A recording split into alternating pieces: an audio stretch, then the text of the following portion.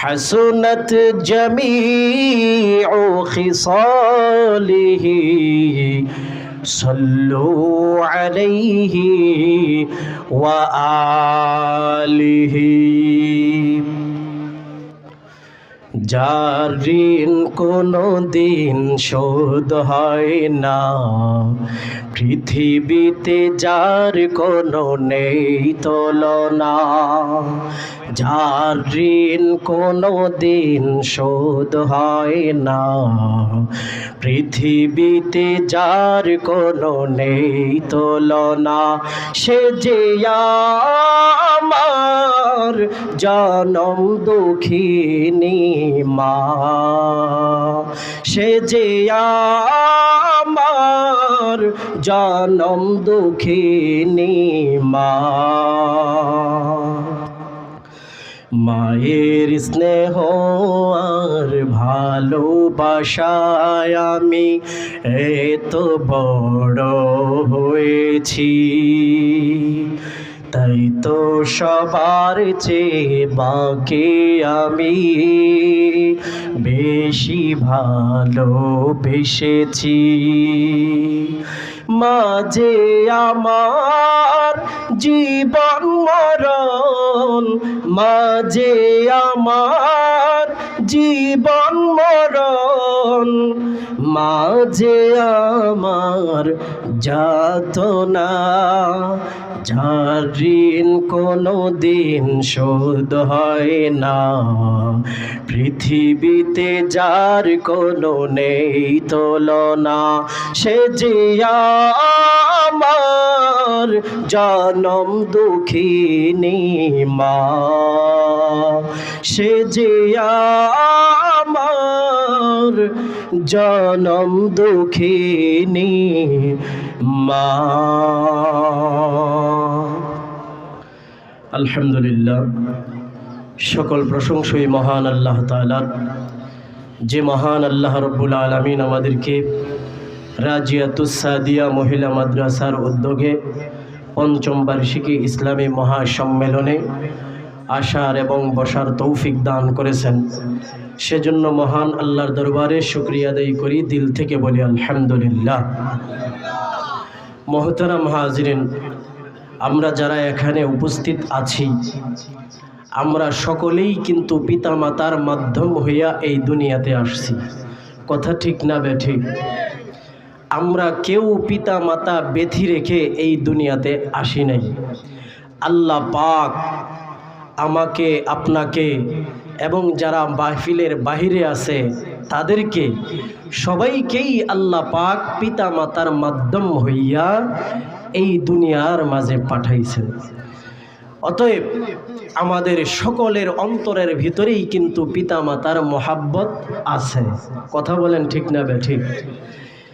এতক্ষণ আপনাদের সামনে কোরআন ও হাদিস থেকে মূল্যবান বয়ান পেশ করছেন আজকের মাহফিলের প্রধান আকর্ষণ মুফতি সঈদ আহমেদ কলরব।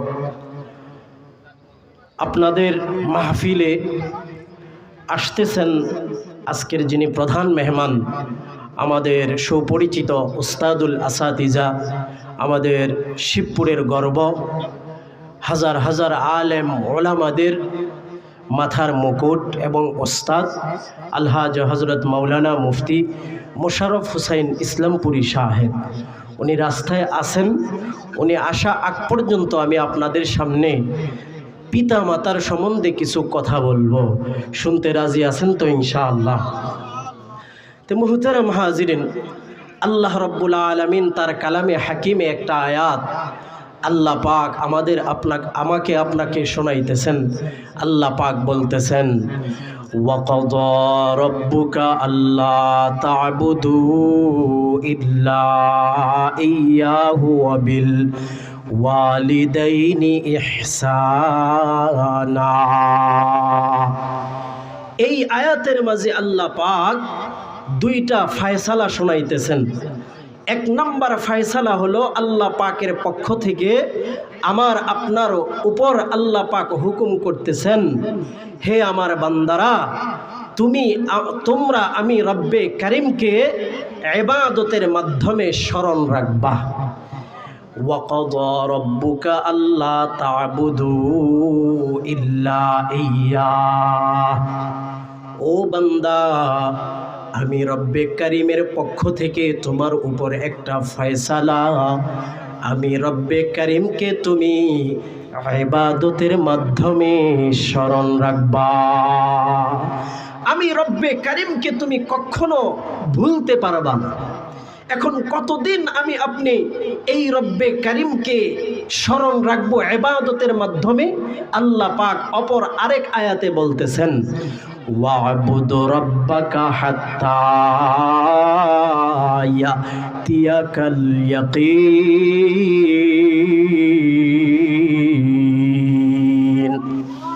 ও বান্দা কতদিন তুমি আমি রব্বে কারীমকে স্মরণ রাখবা ইবাদতের মাধ্যমে ও বান্দা তোমাকে জন্মের মাধ্যমে আমি এই দুনিয়ার মাঝে পাঠাইলাম আবার তোমাদেরকে মৃত্যুর মাধ্যমে এই দুনিয়া থেকে আমি নিয়ে আসব ও বান্দা জন্ম থেকে মৃত্যু পর্যন্ত তুমি এই দুনিয়াতে যতদিন সময় পাইবা ওই সময় পর্যন্ত আমি রব্বে কারীমের ইবাদতের মাধ্যমে আমাকে স্মরণ রাখবা কি বুঝলাম মরণ পর্যন্ত রব্বে কারীমের ইবাদতের মাধ্যমে আল্লাহকে স্মরণ রাখতে হবে এজন্যই কিন্তু আমারে আপনারে আল্লাহ পাক সৃষ্টি করেছেন আল্লাহ পাক অপর আরেক আয়াতে বলতেছেন ওয়ামা খালাকতুল জিন্না ওয়াল ইনসা ইল্লা লিয়াবুদুন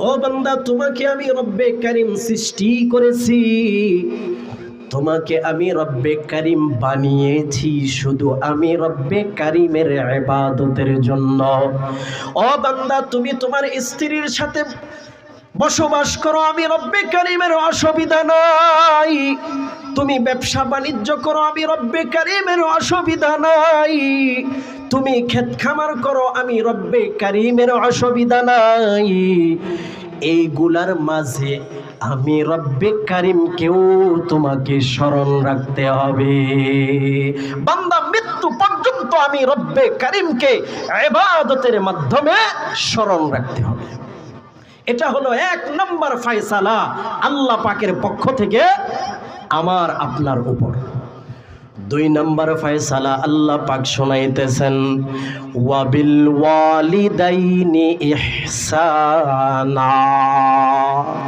ও বান্দা প্রথম ফয়সালা হলো আমি রব্বে কারীম তোমাকে সৃষ্টি করেছি তাই তোমার প্রতি আমি রব্বে কারীমের হক ইবাদতের মাধ্যমে আমাকে স্মরণ রাখবা দুই নম্বর ফয়সালা হলো যেই আসমানটা তুমি দেখতেছো যেই জমিনটা তুমি দেখতেছো জমিনের উপর যা আছে আসমানের নিচে যা আছে তোমরা যা কিছু দেখতেছ যাদের মাধ্যমে গিয়া এই দুনিয়ার সব কিছু দেখতেছ আমি রব্বে কারীম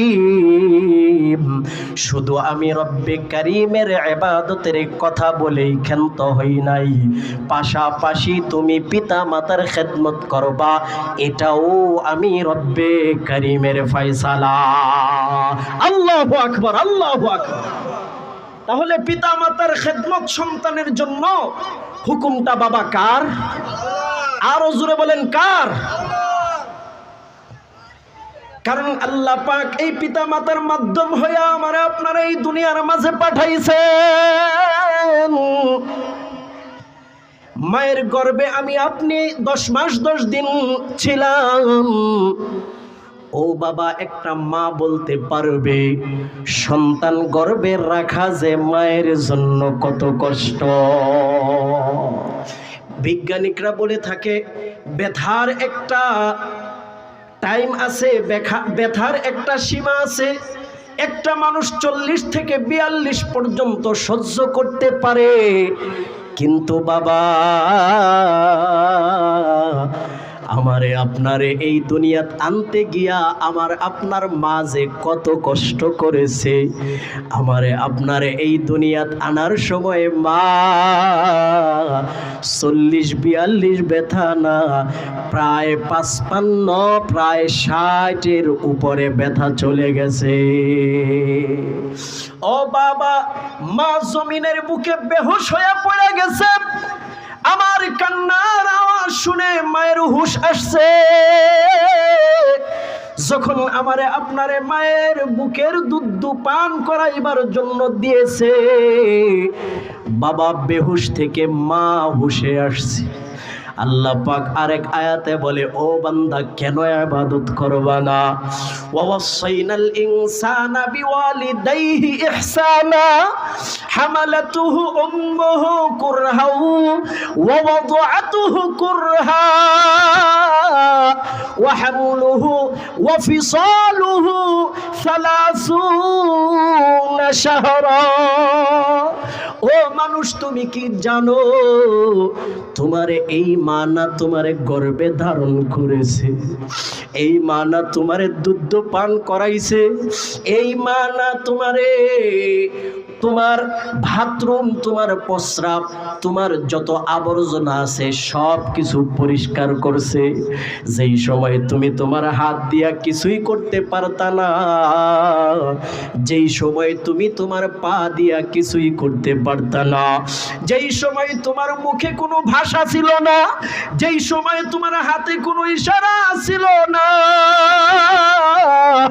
আল্লাহ পাক তোমার জবানে একটা বলি দিয়া দিয়েছেন, শুধু কান্না আর কান্না। ও বাবা, এই কান্নার ভাষা একমাত্র মা বুঝতো, দ্বিতীয় আর কেউ বুঝতো না। ও বাবা, আমার সন্তান যখন কাঁদে আমি কোলে নেই, কান্না থামে না। তার দাদি কোলে নেই, কান্না থামে না। তার দাদা কোলে নেই, তার কান্না থামে না। তার হুফুরা কোলে নেই, কান্না থামে না। তার খালাম্মারা কোলে নেই, কান্না থামে না। যখন নাকি মায়ের কোলে সন্তানটা চলে যায়, কেমন জানি সন্তানের কান্না আর থাকে না। এজন্য আল্লাহ পাক বলে, ও সন্তানের দলেরা, যেই আয়াতের মাঝে আমি রব্বে কারীমের ইবাদতের কথা বলেছি, সেই আয়াতের মাঝে আমি রব্বে কারীম পিতা মাতার উকিল হইয়া তোমরা সন্তানদেরকে হুকুম করতেছি, তোমরা যেন পিতা মাতার খেদমত করো। ও বাবা, মা যে কত দামি, মা যে কত দামি, খেদমতের কত দাম, খেদমতের কত দাম। শুধু যদি নজর করে সন্তান মায়ের চেহারার দিকে তাকায়, আল্লাহর রাসূল সাল্লাল্লাহু আলাইহি ওয়াসাল্লাম বলেন, এই সন্তানের আমল নামায় আল্লাহ কবুল হজের সওয়াব দিয়া দেয়। একটি হজের সওয়াবে মিলে, একটি হজের সওয়াবে মিলে, মাকে একবারে দেখিলে, দেখিলে মা কেন এত দামি জানে না সকলে, মা কেন এত দামি জানে না সকলে। জানতো যদি পড়তো দেখে কোরআন হাদিস খুলে, জানতো যদি পড়তো দেখে কোরআন হাদিস খুলে। কথা বলেন ঠিক না বেঠিক? ও বাবা, মায়ের খেদমত নবীর দিদারের চাইতেও বেশি দামি আল্লাহর কাছে। ওয়াইস করণী নামে এক বুজুর্গ নবীর যুগে কালিমা পড়া মুসলমান হয়েছিলেন। বাবা ওয়াইসুল করণীর অন্তরেও এরকম আশা জাগত। আল্লাহর নবীর কাছে চিঠি লিখছে, ওগো সরকার, আপনার সাথে হযরত আবু বকর থেকে থেকে আপনার সোহবত নেয়, আপনার সাথে থেকে থেকে হযরত ওমর আপনার সোহবত নেয়। ওগো সরকার, আপনার সাথে হযরত আবু বকর ওমর জিহাদে যায়, আমি ওয়াইসুল করণী নবীরা মনে চায় গো আল্লাহর রাসূল আপনার সাথে জিহাদে যাই, আপনার সোহবত নেই, আপনার জবান থেকে কিছু আমি কথা শুনি, কিন্তু আমার ঘরে আমার মা অসুস্থ, ওগো আল্লাহর রাসূল আমি কি করব?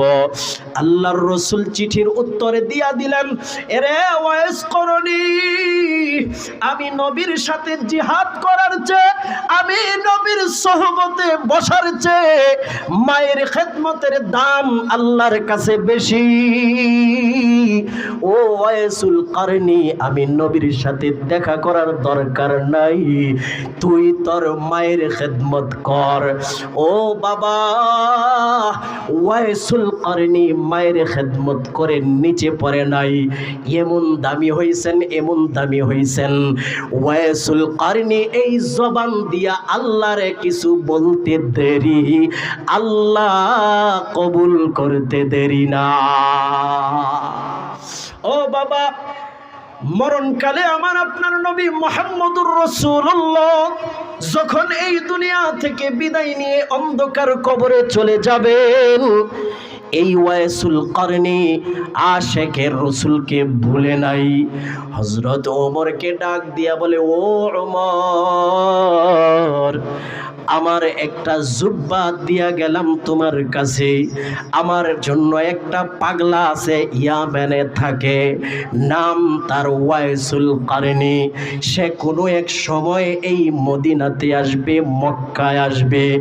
ও ওমর, আমার দেওয়া জুব্বাটা তুমি তারে হাদিয়া দিবা, বলবা আমি নবীর পক্ষ থেকে তার জন্য হাদিয়া।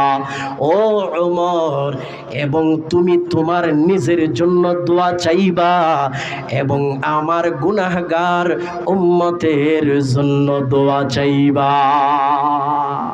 ও বাবা, মায়ের খেদমত করে কি নিচে পড়ছে? পড়ে নাই। আল্লাহ পাক এমন দামি বানায় দিছেন, এমন দামি বানায় দিছেন, হযরত ওমরকে আল্লাহর রাসূল বলেন দোয়া চাওয়ার জন্য। আল্লাহু আকবার, আল্লাহু আকবার। মায়ের খেদমতের কি দাম! আজকে আমরা এই মায়ের খেদমত করতে চাই না, আজকে আমরা এই মা বাবার খেদমত থেকে দূরে। তিন কথার সাথী পাইয়া মা মা বাবারে গেছি ভুলিয়া। হ্যাঁ, কি জবাব দিবা আল্লাহর কাছে? আল্লাহর রাসূল সাল্লাল্লাহু আলাইহি ওয়াসাল্লাম বলেন, আল জান্নাতু তাহতা আকদামিল উম্মাহাত। ও সন্তান, তোমার জান্নাতটা কিন্তু তোমার পিতা মাতার পায়ের নিচে। ও সন্তান, পিতা মাতার খেদমত করো, জান্নাত কামাই করো। পিতা মাতার সাথে যদি বেয়াদবি করো, আল্লাহ তোমারে জান্নাত দিবে না, বরং জাহান্নাম দিবে। ও বাবা, এই জন্য পিতা মাতার খেদমত করে করে তাদের কাছ থেকে দোয়া নিয়ে আল্লাহকে রাজি খুশি করতে হবে, কারণ পিতা মাতা সন্তানের উপর খুশি,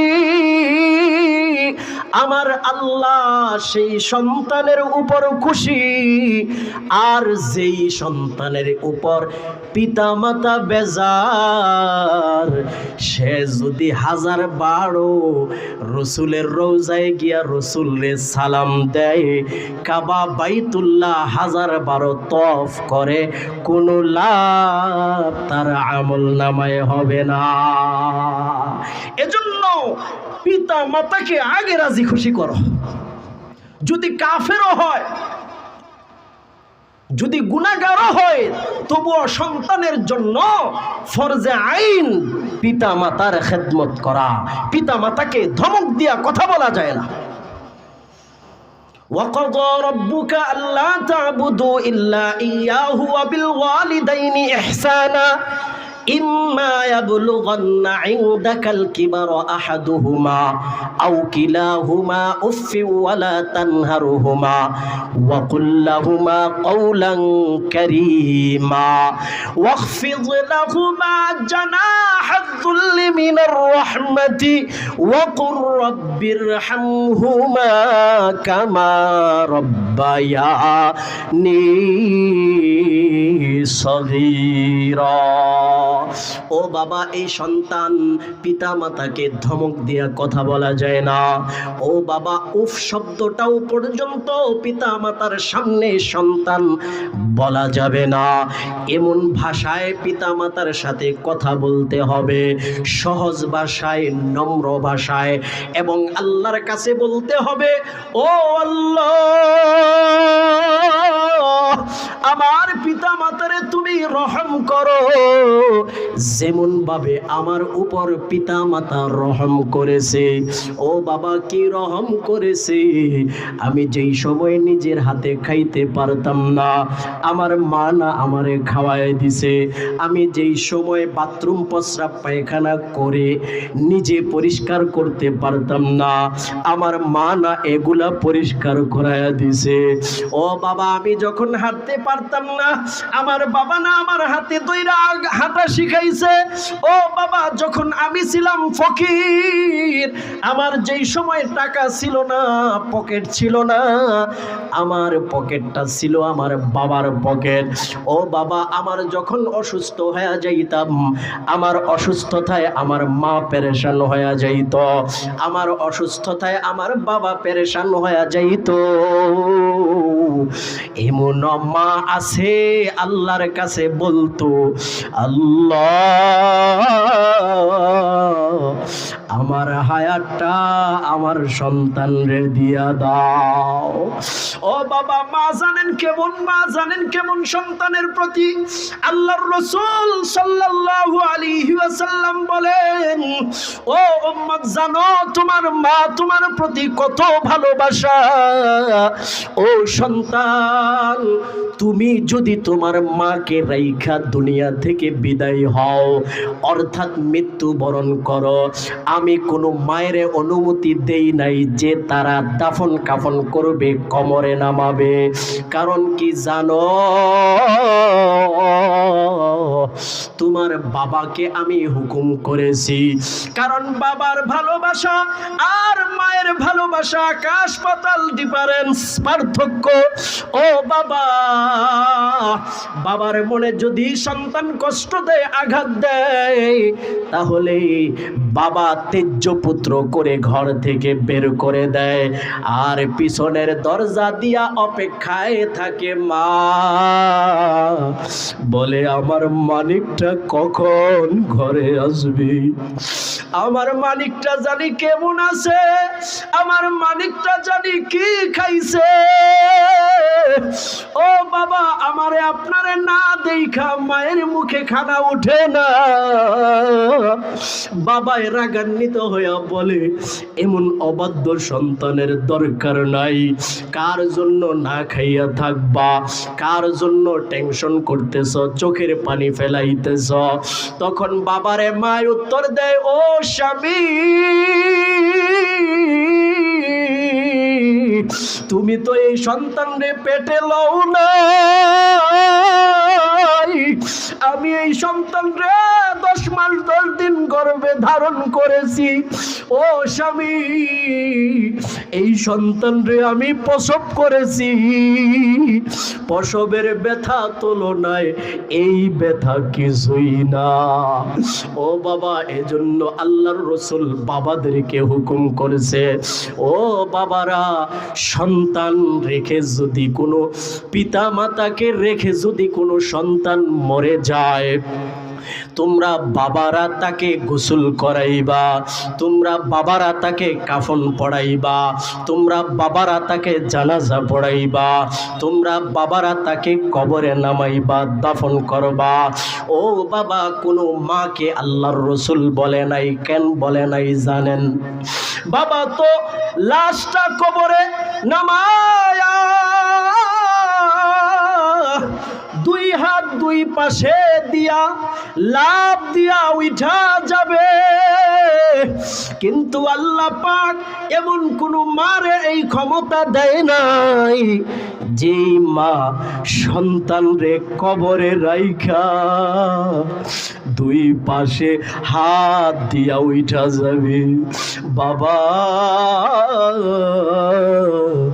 এই মৃত সন্তানের সাথে মাও ওই কবরে শুয়া যাবে। কথা বলেন ঠিক না বেঠিক?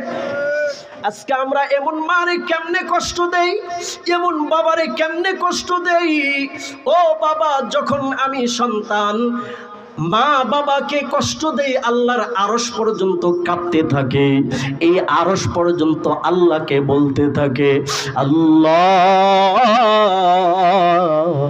এই সন্তানরা তার পিতা মাতারে কষ্ট দিছে, যতক্ষণ পর্যন্ত তুমি এই সন্তানের বিচার না করবা আল্লাহ, আমি আরশ থামবো না।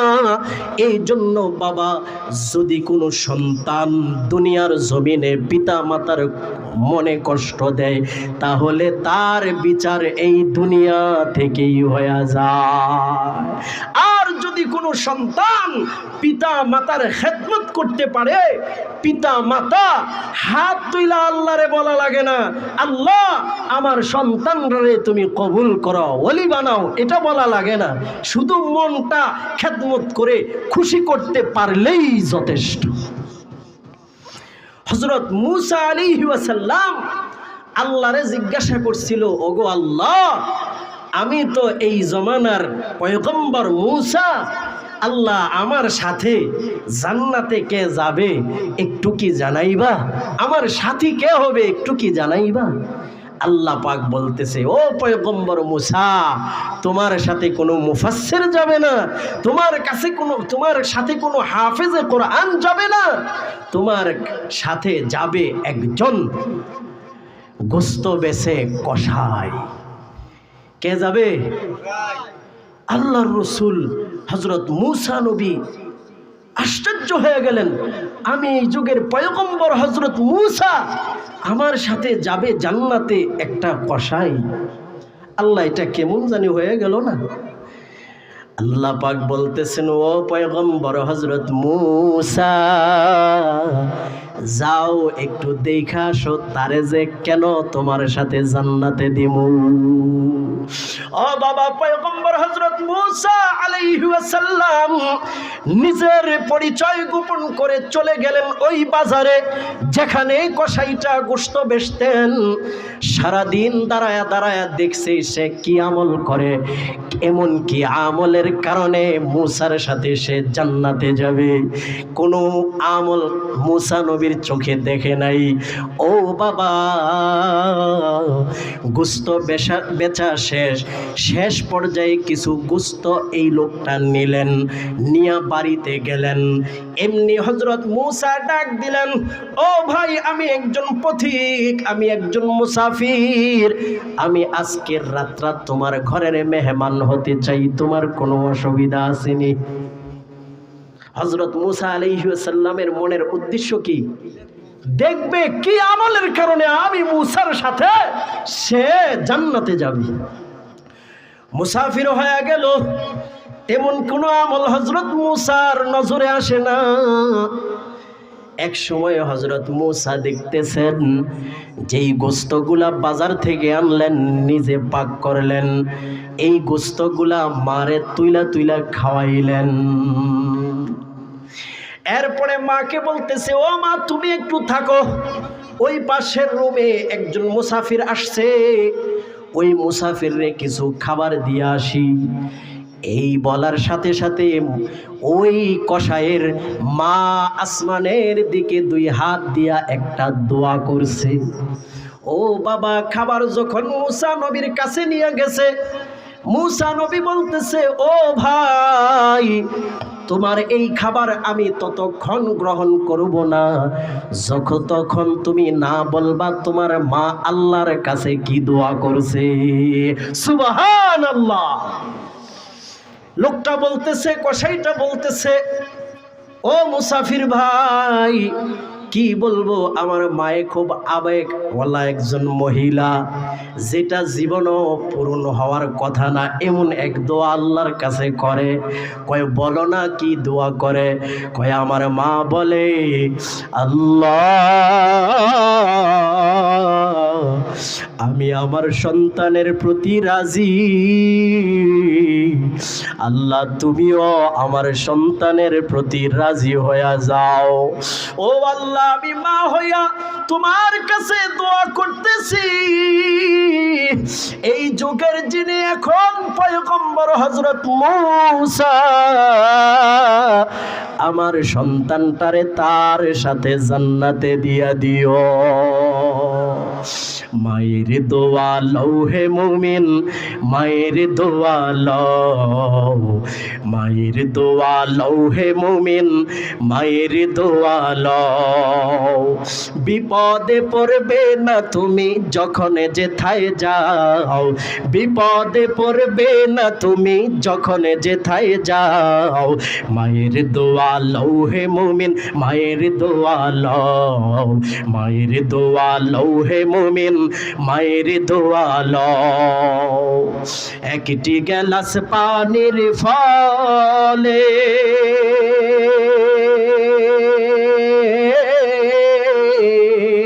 বাইজিদের কোলে তোলে,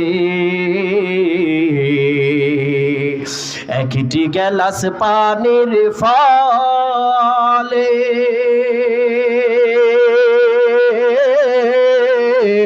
বাইজিদের কোলে তুলে,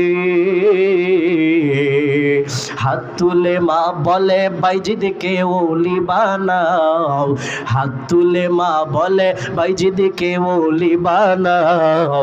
মায়ের দোয়া লও হে মুমিন, মায়ের দোয়া লও, মায়ের দোয়া লও হে মুমিন, মায়ের দোয়া লও।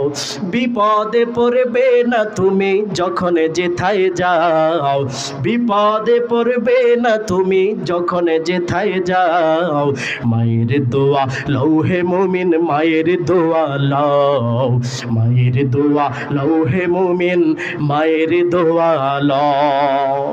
ও বাবা হযরত মূসা আলাইহিস সালাম এই কসাইকে বুকে জড়ায়া টান দিয়া বুকে নিয়া বলে, ও কসাই তুই কি জানোস আমি কে? কয় না পথিক, না মুসাফির, আমি জানি না আপনি কে। কয় ঘটনাতে এটাই, আমি আল্লাহরে জিজ্ঞাসা করছিলাম আমার জান্নাতের সঙ্গী কে? আমারে আল্লাহ তোর নাম বলছে, আমি আসছি তোর কি আমল দেখার জন্য। ও কসাই তোর তো কোনো আমল নাই, তোর মাঝে আল্লাহরে কইছে আমি মুসার নবীর সাথে যেন তোরে আল্লাহ জান্নাত দিয়া দেয়। তোর মার দোয়া আল্লাহ কবুল করে আমি মুসা নবীর সাথে তুই জান্নাতে যাবি। সুবহানাল্লাহি ওয়া বিহামদি। আজকে আমি আপনি এই মায়ের খেদমত করি না। হ্যাঁ বাবা, মাকে খুশি করতে বেশি খরচ লাগে না, বেশি কিছু লাগে না, শুধু মুখের কথাটাই বললে হয় যথেষ্ট। হ্যাঁ, এমন কোনো রাত্রি নাই আমি আপনি বাহিরে থাকি, ঘরে যাওয়া আগ পর্যন্ত মা আমার আপনার অপেক্ষা করে না। স্ত্রী ঘুমিয়ে পড়ে, সন্তান ঘুমায়া যায়, মা কিন্তু বাবা আমার আপনার চিন্তায় ঘুমায় না। হ্যাঁ, এজন্য যে সমস্ত সন্তানরা এখানে উপস্থিত আছেন, যাদের পিতামাতা বেঁচে আছে, আপনারা পিতামাতার খেদমত করে জান্নাত অর্জন করবেন। কারণ আল্লাহর রাসূল সাল্লাল্লাহু আলাইহি ওয়াসাল্লাম আরেক হাদিসে বলেন, হুমা জান্নাতুকা ওয়া নারুক, এই দুইজন তোমার জান্নাত, এই দুইজনই তোমার জাহান্নাম। পারো খেদমত কইরা জান্নাত অর্জন কইরা নাও। যদি এর বিপরীত যাও, উম্মত তোমার কিন্তু জাহান্নাম। এজন্য যে সমস্ত ভাইদের পিতামাতা এখনো জীবিত আছে, আপনারা আমার আকুল আবদার, আপনারা পিতা মাতার খেদমত করবেন। করবেন তো ইনশাআল্লাহ? আওয়াজ দিয়ে বলেন, করবেন তো ইনশাআল্লাহ? কিন্তু এখানে অনেক বাবারা আছেন, নিজ হাতে যার বাবার লাশটা আপনি কবরে নামাইছেন, যিনি আপনি মায়ের লাশটা আপনি নিজের হাতে নামাইছেন, আপনি আপনার বাবা মার কবরে আপনার নিজের হাতে মাটি দিছেন। আছেন না নাই? দেখি তো হাত তুলে দেখান তো কয়জন আছেন। আল্লাহর রসুল আপনাদের কথাও ভুলেন নাই। আল্লামা ইকবাল উনি কবরের পাশে, মা বাবার কবরের পাশে দাঁড়াইয়া বলতো, উম্র ভর তেরে মোহব্বত মেরে খিদমত কর রহে, उम्र भर तेरे मोहब्बत मेरे खदमत कर रहे, मैं तेरे खदमत की काबिल जब हुआ तू चल बसे। मारे যখন আমি ছোট ছিলাম তুমি আমার খেদমত করতা, আজকে আমি উপযুক্ত হইছি কিন্তু খেদমত করার সৌভাগ্য আমার নাই।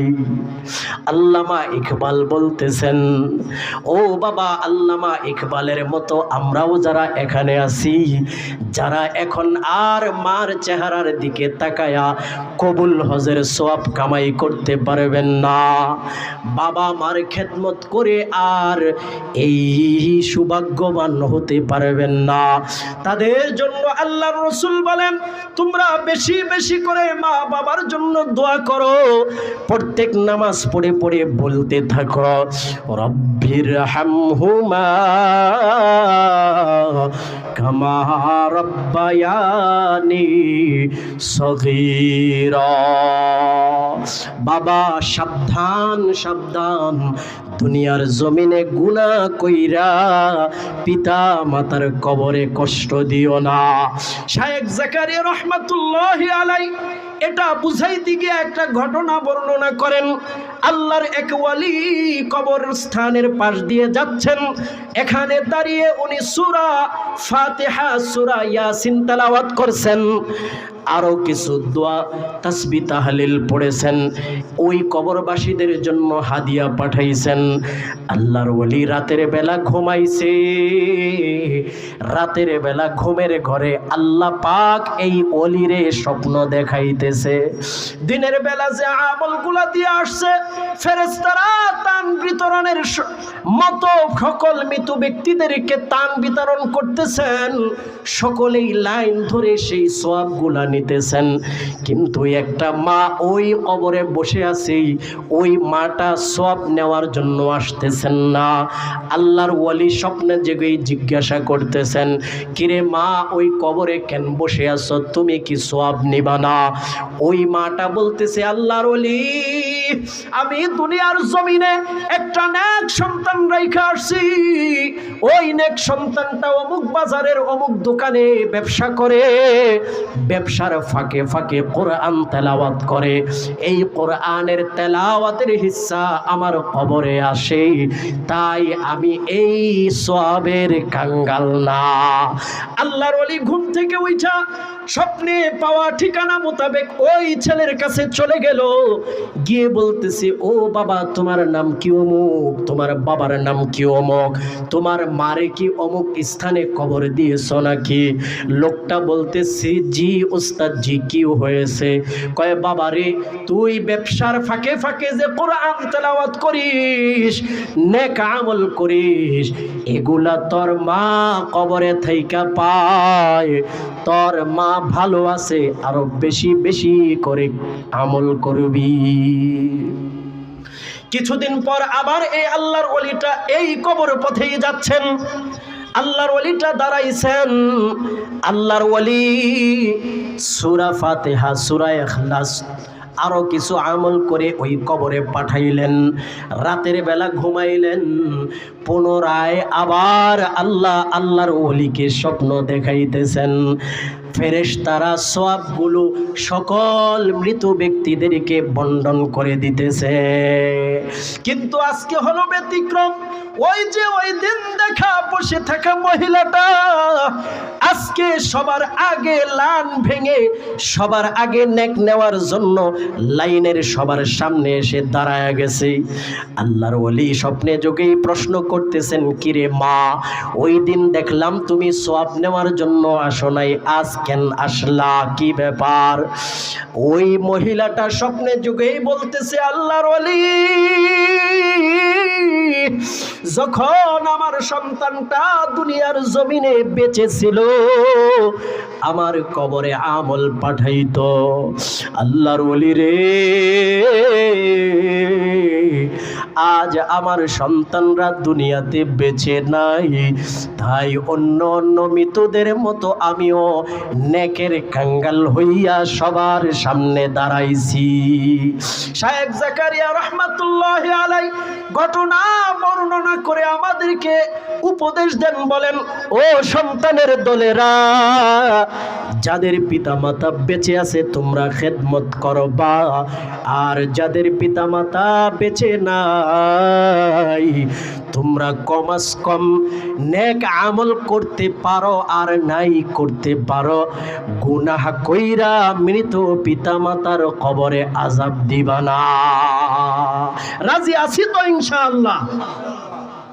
আমরা গুনাহ করব না, কারণ আমি আপনি দুনিয়ার মাঝে যদি গুনাহ করি তাহলে আমাদের পিতা মাতা, মৃত পিতা মাতা কবরে তাদের কষ্ট হয়। এই যে এখানে আইসা বৈশা গেছেন না, বসে বৈশা কোরআনের আলোচনা, হাদিসের আলোচনা শুনতেছেন, আপনি সন্তান, পিতা মাতা আপনার এখানের বসার আমলের হিস্সা ওই কবরে বসে বসে পাইতেছে। সুবহানাল্লাহ।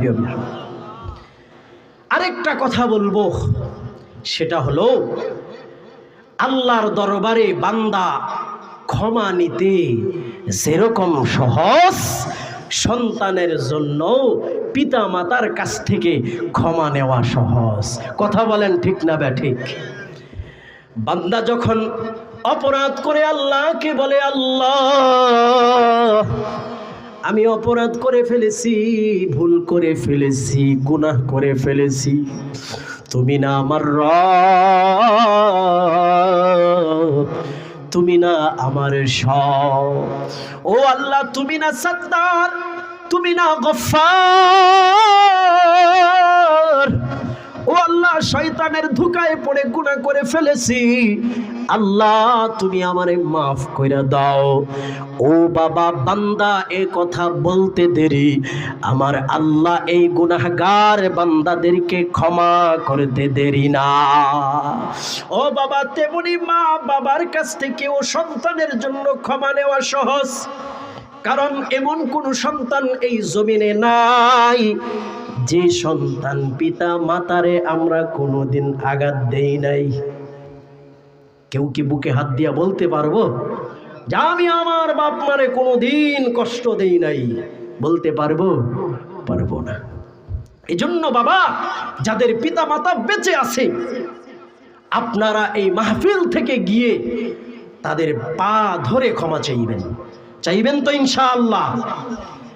আল্লাহ পাক পিতা মাতার মনের মাঝে এমন মায়া দিয়ে দিছেন, সন্তান পিতা মাতার পায়ে ধরা পর্যন্ত লাগে না।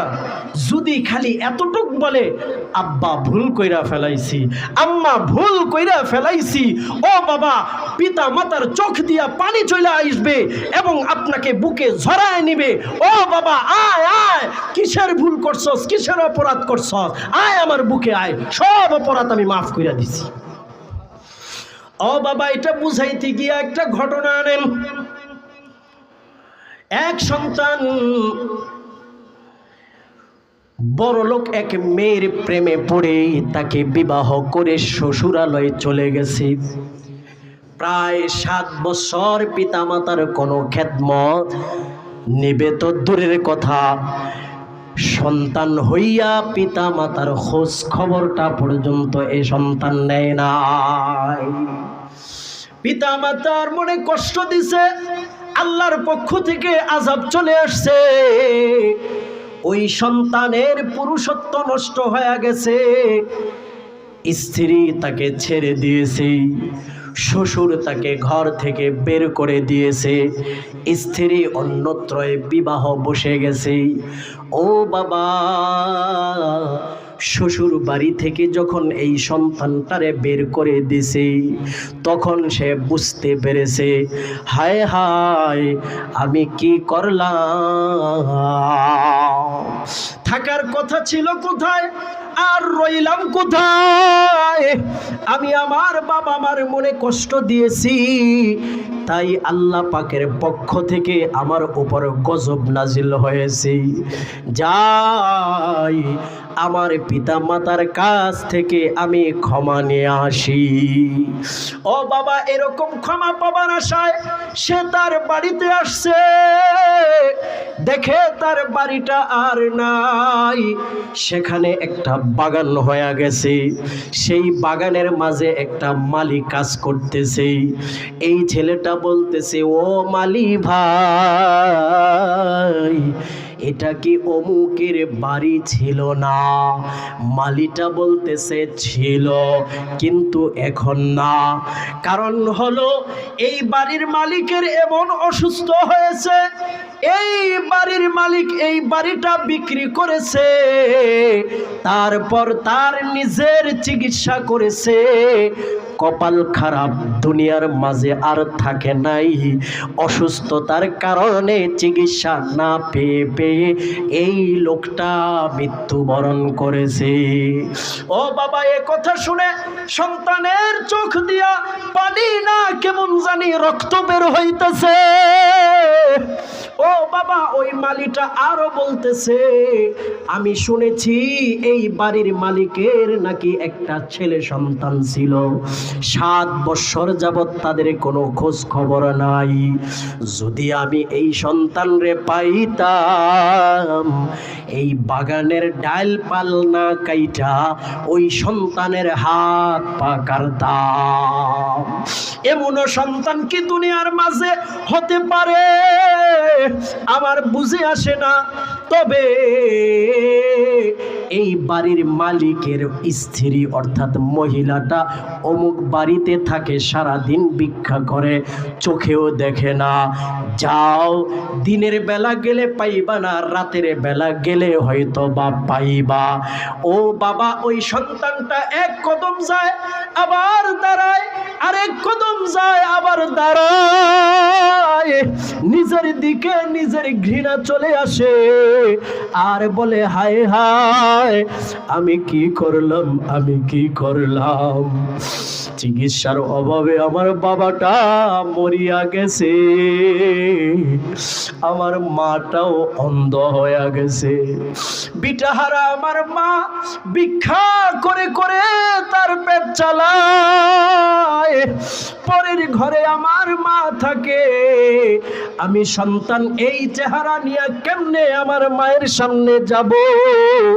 ও বাবা, এই চিন্তা করতে করতে ওই ঘরের পিছনে গিয়া সন্তানটা দাঁড়ায়, আর মা 2 হাত আসমানের দিকে দিয়া আল্লাহরে এই মা বলে, ও আল্লাহ,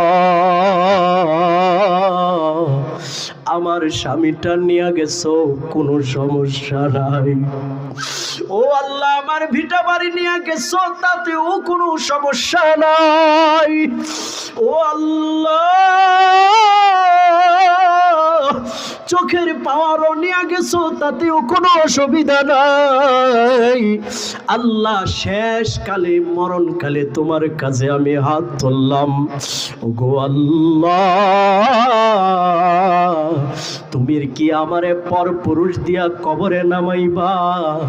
ও আল্লাহ আমার এটা সহ্য হবে না, ও আল্লাহ তোমার কাছে আমি মা হইয়া ফরিয়াদ, আমার সন্তানটারে তুমি ফেরত দাও, আমার ভিটা মাটি লাগবো না, চোখের আলো লাগবো না, এই অন্ধ চোখে আমি আমার সন্তানটারে চুমু খাবো, ভিক্ষা কইরা কইরা এই সন্তানটারে আমি লালন পালন করব। ও বাবা, এই আওয়াজ শুনে সন্তানটা মার কাছে দৌড়ায়া চলে যায়, বলে মা, আল্লাহ তোর দোয়া কবুল করছে, তোর সন্তান রে তোর বুকে পাঠায়া দিছে। এই হলো ভাই মা, যেখানে সহজে ক্ষমা পাওয়া যায়। এজন্য আমরা ক্ষমা চাইব তো ইনশাআল্লাহ। আজকের মাহফিলের প্রধান মেহমান আলহাজ হজরত মাওলানা মুফতি মোশাররফ হোসেন ইসলামপুরী সাহেব, আমার